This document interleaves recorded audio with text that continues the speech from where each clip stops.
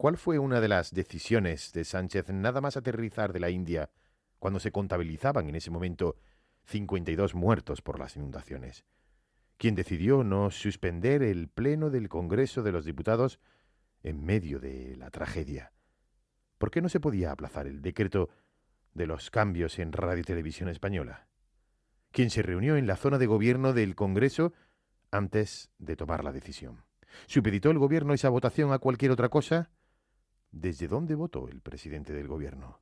Te cuento en los próximos minutos la intrahistoria de ese pleno al que los grupos de la oposición calificaron de inmoral. Esto es Atando Cabos, el podcast de política de Onda Cero. El resumen de lo más relevante de la semana y lo que nadie te ha contado. Las negociaciones políticas, las conversaciones fuera de micrófono y las decisiones de Moncloa, de los partidos políticos y de los jueces y tribunales. Atando Cabos, Juan de Dios Colmenero.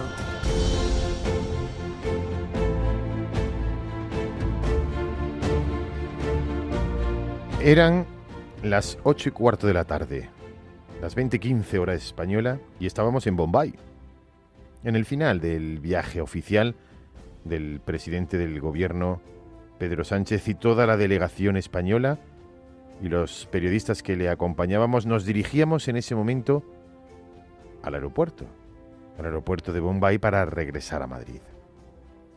4 horas antes se había celebrado la rueda de prensa de Pedro Sánchez, centrada en los asuntos de actualidad de ese momento.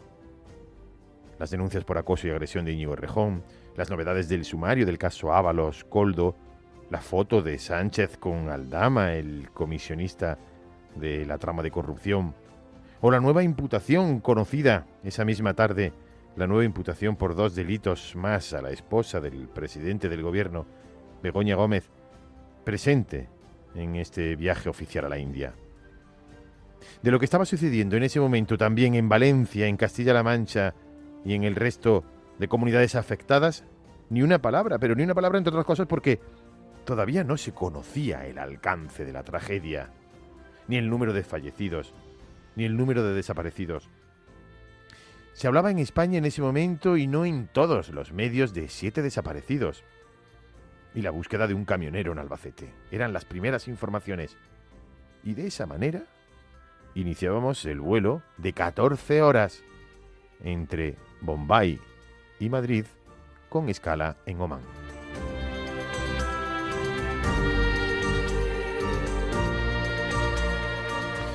Al llegar precisamente a la escala en Omán, después de 2 horas y media aproximadamente de vuelo, es decir, en torno a las 10:30 de la noche, hora española, las noticias que llegaban de La Dana eran mucho más preocupantes a esa hora. Se hablaba ya de más de una decena de desaparecidos, probablemente fallecidos, y de una situación meteorológica que no paraba. El presidente del gobierno comenzó ahí, en ese momento, según desvelaron luego fuentes de Moncloa, a interesarse sobre el asunto y realizar varias llamadas telefónicas. Es ahí, en ese momento, en la escala en Omán, cuando Sánchez decide convocar para el día siguiente al comité de crisis.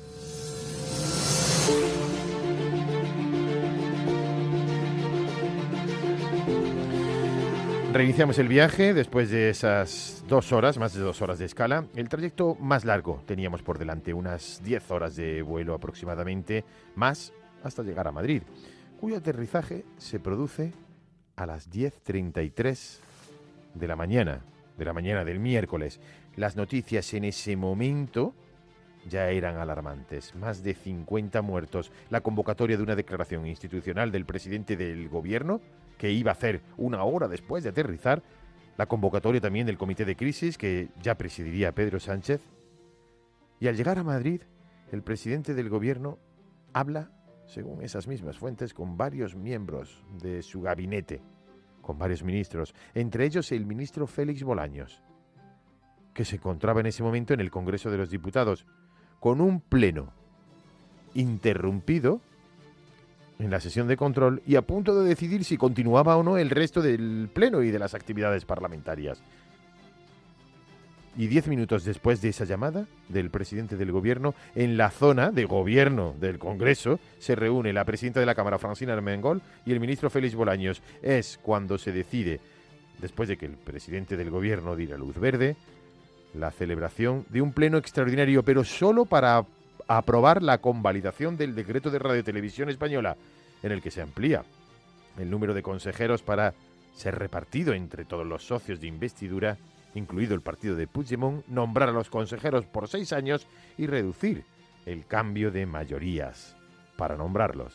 Algo insólito en ese momento, en medio de la tragedia, llamativo, inexplicable, la urgencia para aprobar un decreto mientras se contabilizaban los fallecidos en Valencia y mientras se planificaba decretar los días de luto en nuestro país. El decreto había sido aprobado la semana anterior por el Consejo de Ministros.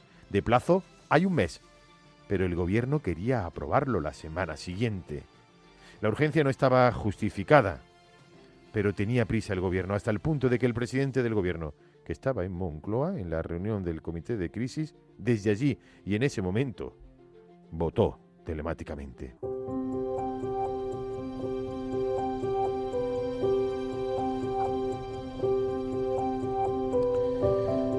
Aprobada la convalidación, comenzaron a conocerse los nombres de los nuevos consejeros de Radio Televisión Española, los rostros del consejo más politizado de la historia de la radio y televisión pública, sin disimulo, de los gabinetes políticos directamente a Radio Televisión Española, y nombres como Angélica Rubio, exdirectora de comunicación de Zapatero y directora de El Plural, a propuesta del Partido Socialista, o Miquel Calzada, cercano a Puigdemont, conocido también como Mikimoto, fue en las listas electorales de Junts, o Esther de la Mata, directora de comunicación actual del Ministerio de la Presidencia, la jefa de prensa del ministro Félix Bolaños.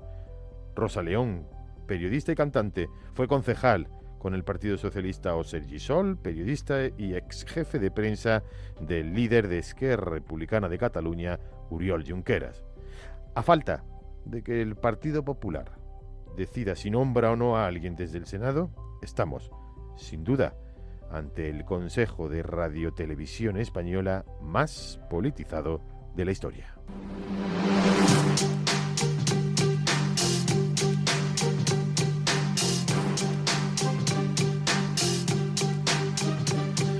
Y esta es la fotografía sonora de la intensa semana política y de ese sorprendente pleno en el Congreso de los Diputados. Créame que no entiendo por qué ustedes, dos vicepresidentas, sus partidos controlan la mesa de este Congreso, no han pedido que se suspenda hasta el control para poder ir a trabajar. Créanme que no lo entiendo. Están a tiempo todavía, señoras vicepresidentas. Pero como la mesa de este hemiciclo no ha suspendido la control al Gobierno, nos vemos en la obligación de preguntarles y de controlarles. Estamos a tiempo, se lo vuelvo a repetir. Suspendamos el pleno y que el Gobierno pueda irse a trabajar y colaborar con el resto de administraciones que están haciendo frente a esta crisis. Gracias, señor Tellado. Señor López. Estamos de acuerdo que podamos hacer una reflexión sobre que no es el momento de la confrontación política en el tono en el que lo estamos teniendo. Por lo tanto, podemos hablar de suspender el pleno de control. Todos los esfuerzos de la política, por tanto, deberían de orientarse a trabajar juntos. Un país se define en momentos así. Y no tiene ningún sentido celebrar el pleno previsto para hoy con lo que está sucediendo fuera del Congreso. El debate sobre si se ha de continuar o no se sostiene un minuto. Hablamos de decenas de muertos, insisto, de decenas de muertos y de unos daños incalculables. No entiendo el respeto selectivo a las víctimas. El pleno se suspende, pero el pleno de control de Radio Televisión Española se convoca. Verán ustedes, sin peros de ningún tipo, esta actitud es despreciable. A los pueblos y ciudades hoy destrozados por esta tragedia les digo lo mismo. Unidos vamos a reconstruir vuestras calles, vuestras plazas, vuestros puentes. Y España entera está y estará con vosotros. Humanidad, sensibilidad y colaboración.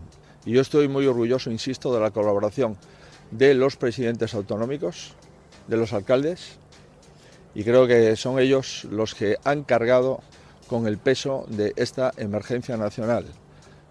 Y creo, honradamente, he sido presidente autonómico mucho tiempo y sé la soledad de un presidente autonómico que no tiene todas las herramientas y que, sin embargo, los ciudadanos le piden una responsabilidad adicional. La noche ha sido de película de miedo. Empezó a subir el nivel hasta que empezó a desbordar y en cuestión de media hora. Mi tía, que está en la casa de al lado, también entró, se le fue el suelo del piso y no llegaron ni a verla nadie. Tenía 92 años, ayer cumplía los 92. Nos subimos con los niños aquí a la primera planta, a una habitación y esperar que bajara, con la opción de subir a la guardilla, que era la última opción que teníamos. Y aquí hemos pasado la noche en la guardilla del vecino, tanto mis hijos como otros vecinos. Hemos tenido que hacer un pequeño campamento improvisado para pasar la noche. Estamos aquí pues caminando para buscar a mi hermano, si lo encontramos. Hemos visto puente caído y desesperados estábamos. Paños de colores y empezamos a moverlos, a gritar al helicóptero y al final parece que la vieron y la salvaron. Y en cuanto ya teníamos los pies en seco, el niño se me tiró al cuello dándome un abrazo. La policía ya les paró en un punto, les dijeron que se subieran a un puente y que ahí esperaran. Y nada, han pasado la noche allí. ¡Adolfo!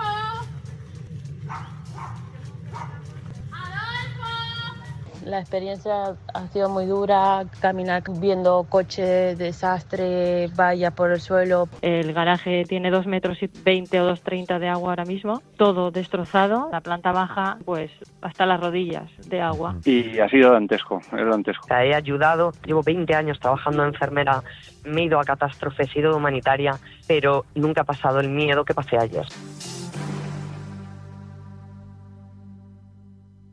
La tragedia en forma de lluvia mortífera, desbordamiento, inundaciones, destrozos y el dolor que permanecerá. De la intrahistoria, de todo ello seguiremos hablando la próxima semana y del resto de asuntos de actualidad. Esto es Atando Cabos, el podcast de información y análisis político que te resume y te cuenta lo que hay detrás de las decisiones más importantes, con Juan de Colmenero.